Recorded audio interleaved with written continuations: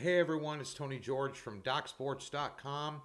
Monday update, March Madness fully upon us as we have a lot of conference tournaments over the weekend. They're going on all week long through the weekend.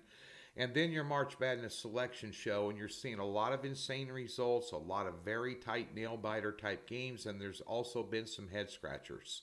And that is going to continue this week. And I want to talk about the value of numbers and how you need to get on these games early. Now at Doc Sports, we put them out at 8:30 a.m. Pacific Standard Time, which means I got to get up at 4 o'clock in the morning, which I do every day, to get in plenty of time to handicap these games. And one thing that's unique about, especially this week, is you have less than a 24-hour turnaround between teams playing one day and then playing another game the next day, and the line's coming out, right up to the deadline almost.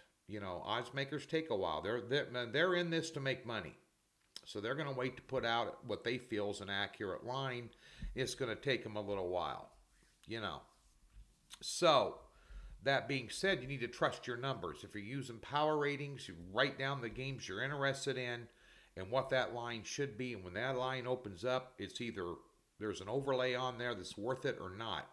And finding overlays against the spread, that means power numbers versus what the line is and the difference between them. They're few and far between them finding 4 or 5 or 6 point overlays this time of year. During the regular season, especially middle of the season, you can find them, but you're going to have some tight ball games where you're going to have to go with your first instinct. A lot of it. And it's the eye test, especially late in the season. You can talk about algorithms and sabermetrics and all these analytics. A lot of these young guns put into this. At the end of the day, I've been doing this 32 years. It's the eye test. It's where they're at right here, right now, last 5 game averages. But the value of a line, and you hear, and you're going to see a lot of videos, I don't care, all over the YouTube and websites, young guys and gals, that haven't been at this a long time, and they're coming out of the woodwork now as experts. And 99% of the time you watch these videos and they never mention the number. Joe Blow's laying 7. Now this time, the last time they played, and this guy and that guy and this coach and that coach and this off-field issue and this off-court issue and this, that, they don't never reflect on the line. You're betting numbers and not betting games. The line is everything. The number is everything. And, you're going to have these numbers manipulated a lot because there's high public interest, legalized sports betting in one form or another in 36 states, and the lines are moving all over the place like crazy, based on action from people that, for the most part, are recreational gamblers. But just give you an example like here on Monday of when you lose value. And the value of 1 or 2 points is absolutely crucial. I cannot stress that enough. Chattanooga, for instance, today, taking on Furman. They've had a kind of a big guy in and out of the lineup all year. He's a difference maker for them. He's back in there. He's playing well. They opened up at 6.5, and now they're down to 4. There was value with Chattanooga in that game. At 6.5, at 4? No. Oral Roberts. No one wants to play these guys in the NCAA tournament. Tell you that. They're projected to be a 12 seed. Joe Lunardi. Those 12 versus 5 seeds every year in the NCAA tournament are always an absolute coin flip game. For the most part. Who wants them? They opened up at 11, now they're up to 14. 3 points is a big deal. South Dakota State over North Dakota State. Loved them at 2.5, hate them at 4.5. That's the difference in a ball game. I'm telling you, it's going to come right down to it. A lot of these games, semifinals, championships, and then, of course, the early in the Power Fives, the Big 12, the Big 10, the ACC, the Big East tournaments, you got to be looking at 4 or 5 point underdogs because nothing comes easy. And you also have to ask yourself, the bigger names in these conferences that are already secured a number 1 or number 2 seed in the NCAA tournament, what's their motivation going into this tournament? Are they going to kill themselves? We'll talk about one of those tonight. But again, Oral Roberts, you lose value. South Dakota State, you lose value. You got to be worried about these things. I know Oral Roberts just automatic lay the 13 or 14. They're playing St. Thomas of Minnesota. Well, last time they played him was a 95-88 game. They allowed St. Thomas 88 points. That was like February 9th. Now you're laying 14. Then all they got to do is win.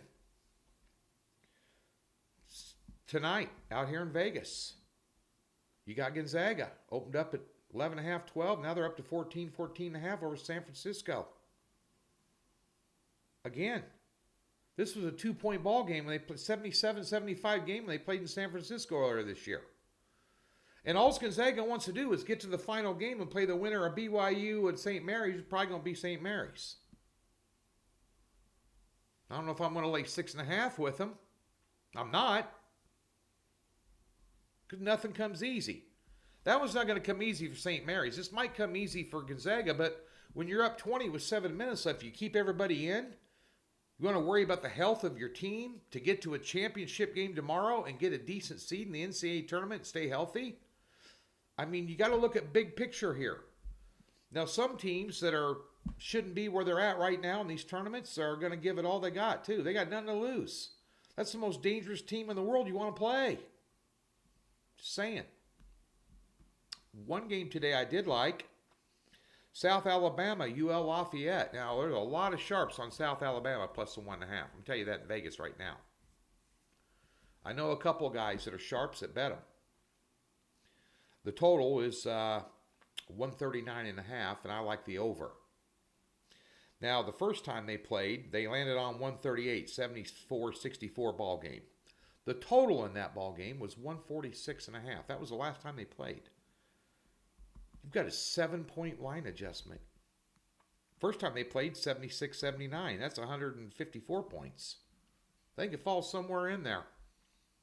I think it's going to be a good ball game. You're going to see some scoring. For sure. South Alabama, UL Lafayette, over 139. Your free play. DocSports.com. Get ready for a March Madness package. We slipped and fell over the weekend in college basketball. Had a 1-1 split yesterday. Lost UNC Wilmington Asheville by a half point.